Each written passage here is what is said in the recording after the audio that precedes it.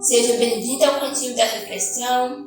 Hoje eu te convido a abrir sua Bíblia no livro de Filipenses, capítulo 2, a partir do versículo 5, que diz assim: Seja a atitude de vocês a mesma de Cristo Jesus, que, embora sendo Deus, não considerou que o ser igual a Deus era algo a que devia apegar-se, mas esvaziou-se a si mesmo, vindo a ser servo, tornando-se semelhante aos homens, e sendo encontrado em forma humana, humilhou-se a si mesmo e foi obediente até a morte e morte de cruz. Por isso Deus o exaltou à mais alta posição e lhe deu o nome que está acima de todo nome, para que ao nome de Jesus se dobre todo o joelho, nos céus, na terra e debaixo da terra, e toda língua confesse que Jesus Cristo é o Senhor, para a glória de Deus Pai. No versículo que acabamos de ler, principalmente o versículo 5, nos convida a termos a mesma atitude de Jesus Cristo, onde ele veio para esse mundo, deixou toda a sua glória no céu, foi humilde, esvaziou-se de si mesmo, não se apegou ao fato de ser igual a Deus, mas foi humilde, se tornou servo, foi humano, se compadeceu das pessoas, curou-as, liberou palavra de perdão, de bênção na vida delas, e foi obediente até a morte e morte de cruz. E no fim, ele foi exaltado pelo próprio Deus, pelo qual decretou: todo joelho deve se dobrar diante de Jesus Cristo, porque toda honra e toda glória deve ser dadas a Ele. Só que a gente vive no mundo de hoje, as pessoas tentam imaginar nas suas mentes, tentam dar novas atribuições do que Jesus é, do que Jesus deveria, de como Jesus deveria ser, de como Jesus deveria se comportar mediante os seus pensamentos egoístas. Na verdade, as pessoas tentam imaginar como Jesus agiria diante de diversas situações. Elas tentam imaginar como Jesus reagiria perante a várias questões sociais. E a gente percebe que quando Jesus Cristo veio para esse mundo, ele não veio para mexer nas questões sociais, mas ele veio para libertar as pessoas que estavam presas, cativas, né? Veio para salvar o pecador. E Jesus, ele veio a esse mundo e se preocupou principalmente e unicamente na sua missão, de fazer a vontade de Deus, porque ele nos diz na sua palavra que fazer a vontade de Deus era como comida para ele. A comida de Jesus Cristo, a bebida de Jesus Cristo era fazer a vontade do Pai. E em nenhum momento ele se desviou da sua função. Em nenhum momento ele saiu do foco daquilo pelo qual ele veio para fazer esse mundo. E quando mesmo Jesus, pregando a verdade, curando os enfermos físicos e os enfermos espirituais, provendo alimento, perdoando pecados, e mesmo assim, ele viu que o povo desejou a sua crucificação. Mas isso era algo que já estava predestinado a acontecer. Quando se aproximavam as horas pelo qual ele iria ser levado ao matadouro, ele dizia: aí está quem me traiu. Aí vem aqueles pelo qual o Filho do Homem irá sofrer. E Pedro, seu discípulo, estava também nesse momento. Ele tentou usar a violência para evitar que aquela situação acontecesse, porque era algo que no fundo do seu coração ele não queria que aquilo acontecesse. Mas a gente sabe que quando Deus predestina, quando Deus bate o martelo para que algo aconteça, não tem ser humano no mundo que vai impedir.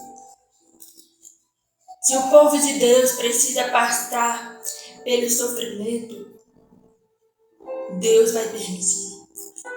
E às vezes a gente pensa que Deus permite alguma coisa porque Ele é ruim, porque Ele é mau, porque Ele não se preocupa conosco. A gente pensa dessa forma. E na verdade, o que Deus está permitindo é apenas a consequência das nossas escolhas, dos nossos erros. Para que a gente aprenda a lembrar que somente Deus é Deus. Para que a gente aprenda a lembrar que nossos pecados,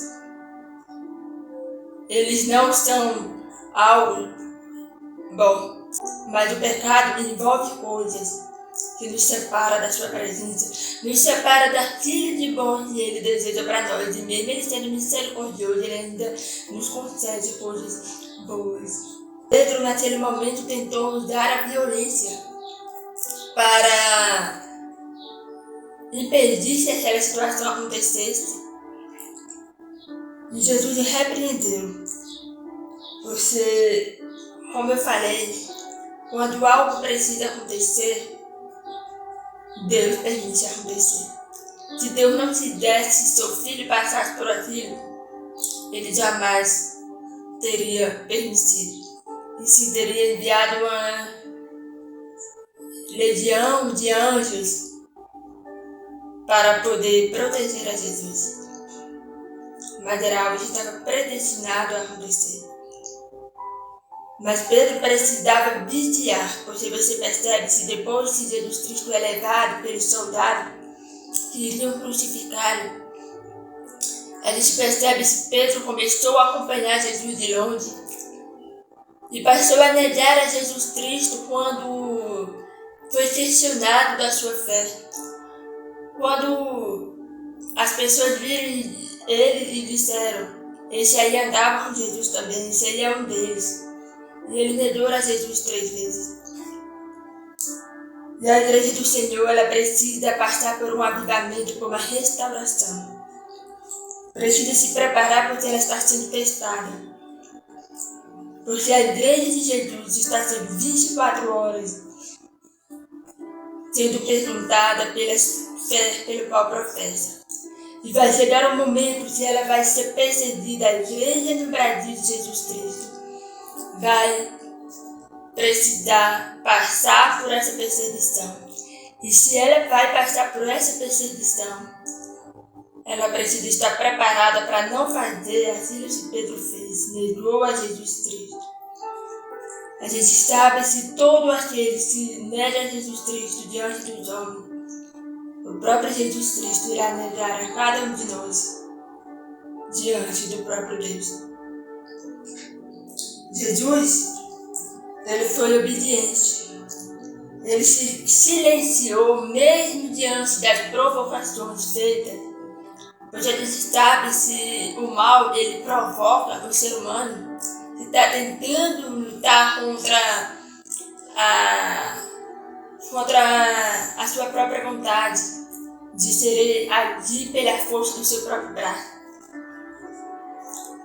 E Jesus Cristo, ele se silenciou diante das acusações, diante dos debates, porque ele sabia qual seria o final. Ele sabia que ia ser doloroso o seu sofrimento por causa da humanidade, mas ele sabia que ele iria ser recompensado pelo próprio Deus, onde ele se sentou à direita de Deus e onde todos os joelhos se dobrarão diante dele.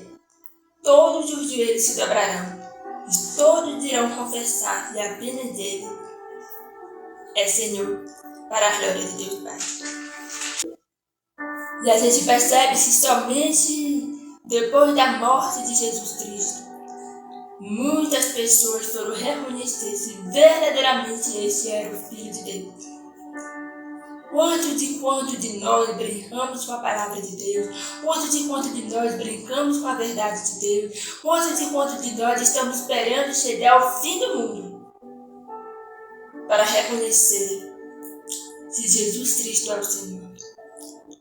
Quanto de nós estamos pagando para ver se o diabo não brinca de ser diabo?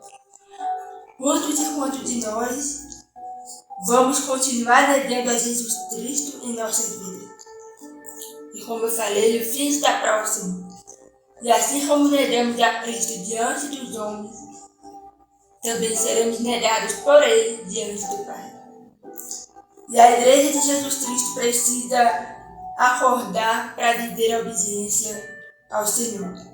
A Igreja de Jesus Cristo precisa se lembrar da missão pelo qual foi chamada, pelo qual foi escolhida para viver nesse mundo. Os discípulos de Jesus Cristo, quando Jesus morreu e ressuscitou ao terceiro dia, ele foi para o céu e sentou à direita de Deus. A primeira coisa que os discípulos fizeram foram pregar a palavra de Deus para os 4 cantos da terra. Os discípulos tiveram a preocupação de transmitir a mensagem de salvação, a ressurreição de Jesus Cristo para todo pecador que cruzava no seu caminho. E do mesmo jeito, a Igreja de Jesus Cristo de hoje deve fazer. Diante da situação que nós estamos vendo, da violência e de tudo que está acontecendo nesse mundo de hoje, nesse Brasil, nessa nação, nesse mundo, nós precisamos, como Igreja de Jesus Cristo, ser acordada para o avivamento, para pregar a palavra. Não devemos brincar com a missão que Deus nos deu. Não devemos fugir da missão que Deus nos deu.